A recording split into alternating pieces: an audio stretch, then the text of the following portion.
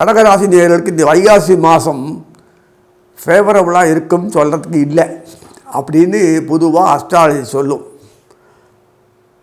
2ஆம் அதிபர் சூரியன் ரிஷபத்தில் உட்கார்ந்துருக்கார், லாபஸ்தானத்தில்.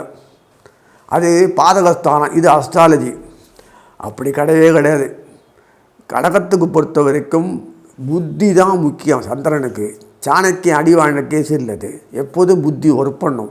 அதனால் சாதுரியமாக தகுந்தாமல் நிலை தகுந்த மாற்றிண்டு முன்னேறதை காட்டிலும் பிரமாதமான முறையில் தொழிலை தானாக செய்வார். ஒரு பெரிய நிர்வாகத்து அதிகாரியாக இருக்கக்கூடியவர் தன்னுடைய பொறுப்பிலே கம்பெனியை மீட் பண்ணிவிட அளவுக்கு ஒரு கெப்பாசிட்டியை செயல்படுத்தி காமிச்சிட்டு தான் யாருன்னு காலத்தை கூப்பிட்டுப்பார் பெருமைக்கு. அந்த மாதிரி நிகழ்வுகள் வரும். குடும்பத்தில் இது அப்படின்னு அலட்சியப்படுத்தினவங்கள்லாம் மகன் இப்படி சொல்லக்கூடிய அளவுக்கு மாறிடும். ட்ரெண்டு மாறிடும். குழந்தைகள் உறவுகள் எல்லாம் பாசமாக இருக்கும். இந்த அமைப்பில் ஆச்சரியமாக இருக்கும் இந்த விஷயத்தில். அதே சமயத்தில் வெளிவட்டார பழக்கங்கள் வாய்ச்சவிடாக தான் அவர் காட்டுவான்னு சொல்லிட்டு ஒரு ஒம்பு பேசின்னு இருப்பாங்க. அதெல்லாம் மாறி போயிடும். இதெல்லாம் எதுக்கு சொல்கிறேன்னா, சேஞ்ச் ஆஃப் லைஃப் ஸ்டைல் வரும்போது மாறும்போது எப்படி என்னென்ன விளைவுகள் வரும்போது இந்த லைஃப் ஸ்டைலை எப்படி மாற்றலான்ற சீனை இந்த மாதம் கண்கூடாக நீங்கள் பார்க்கலாம்.